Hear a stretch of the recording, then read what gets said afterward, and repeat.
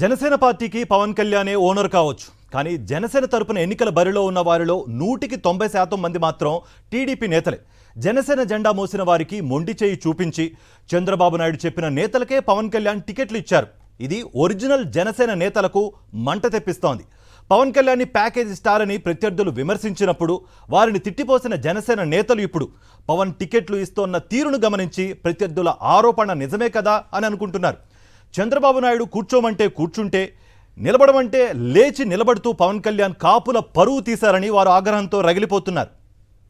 ప్రతి రాజకీయ పార్టీలోనూ తన కోవట్టులను పెట్టుకోవడం చంద్రబాబుకు అలవాటు.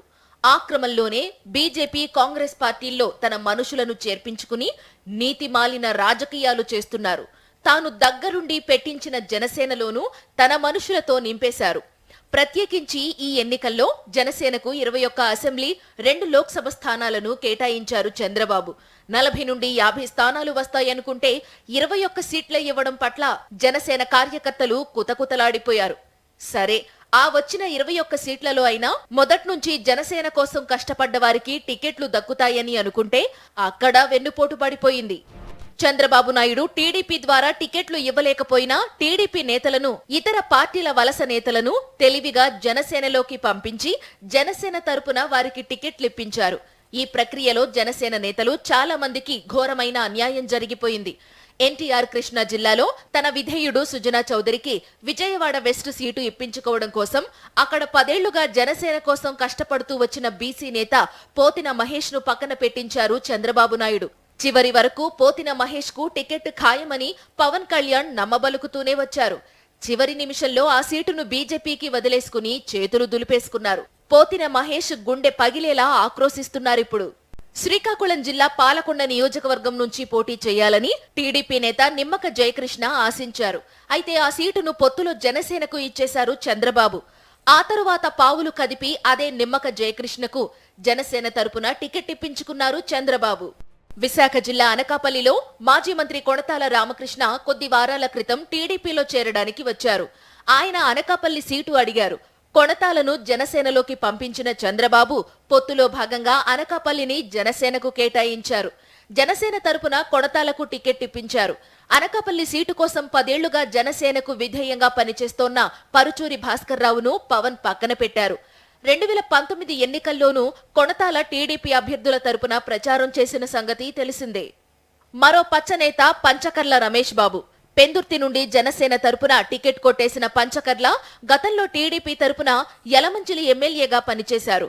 ఆ తరువాత విశాఖ రూరల్ టీడీపీ అధ్యక్షునిగా చాలా కాలం వ్యవహరించారు. ఆయన టీడీపీ నుండి పెందుర్తి సీటు ఆశించారు. ఆయన్ను జనసేనకు పంపించి ఆ పార్టీ తరపున టికెట్ ఇప్పించేశారు చంద్రబాబు. ప్రస్తుతం యలమంచిలి జనసేన టికెట్ అందుకున్న సుందరపు విజయ్ కుమార్ గతంలో యలమంచిలి టీడీపీ ఇన్ఛార్జిగా వ్యవహరించారు. ఎన్నికలు వచ్చేసరికి ఆయన కండువా మార్చి జనసేన టికెట్ జేబులో పెట్టేసుకున్నారు. చంద్రబాబుకి థ్యాంక్స్ చెప్పారు. భీమిలిలో పంచకర్ల సందీప్ కు సీటు ఇస్తానని హామీ ఇచ్చిన పవన్ కళ్యాణ్ చంద్రబాబు సూచనల మేరకు భీమిలిని గంటా శ్రీనివాసరావుకు వదిలేసుకున్నారు. గంటాకి ఆయన వియంకుడు నారాయణకు టీడీపీ టికెట్లిచ్చింది. గంటా మరో వియంకుడు రామాంజనేయులు భీమవరంలో టీడీపీ మాజీ ఎమ్మెల్యే. ఆయనకు చివరి నిమిషంలో భీమవరం టికెట్ ఇచ్చారు పవన్. జోకేంటంటే రామాంజనేయులకు జనసేన పార్టీ సభ్యత్వం కూడా లేదు. అయినా ఉదారంగా టికెట్ ఇచ్చారు పవన్. చంద్రబాబు ఆదేశిస్తారు, నేను పాటిస్తాను అని రామాంజనేయులకు చేతిలో టికెట్ పెట్టేశారు. ఇందుకోసం పవన్ కళ్యాణే రామాంజనేయులు ఇంటికి వెళ్లి మరీ టికెట్ కి భరోసా ఇచ్చారు. తాడేపల్లిగూడెం నుండి జనసేన టికెట్ పొందిన బొలిశెట్టి శ్రీనివాస్ కూడా గతంలో టీడీపీ నేతే. టీడీపీ తరపున తాడేపల్లిగూడెం మున్సిపల్ చైర్మన్ గా వ్యవహరించారు బొలిశెట్టి. ఉమ్మడి పశ్చిమ గోదావరి జిల్లా నర్సాపురంలో జనసేన టికెట్ అందుకున్న బొమ్మిడి నాయకర్ గతంలో టీడీపీ నాయకుడే.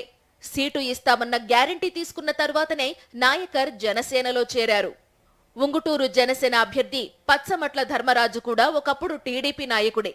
చంద్రబాబు నాయుడి ఆశీస్సులతోనే ధర్మరాజుకు జనసేన టికెట్ దక్కింది. అవనిగడ్డలో టికెట్ కోసం కొంతకాలంగా టెన్షన్ గా ఉన్న మాజీ డిప్యూటీ స్పీకర్ మండలి బుద్ధప్రసాద్ కు కూడా చంద్రబాబే జనసేన తరపున టికెట్ ఇప్పించేందుకు చక్రం తిప్పారు. వైఎస్ఆర్ కాంగ్రెస్ పార్టీలో టికెట్ దక్కని ఆరణి శ్రీనివాస్ టీడీపీలో చేరడానికి వెళితే చంద్రబాబే ఆయన్ను జనసేనలోకి పంపారు. ఆ తరువాత జనసేన తరపున ఆయనకు టికెట్ కేటాయించేలా చేయగలిగారు.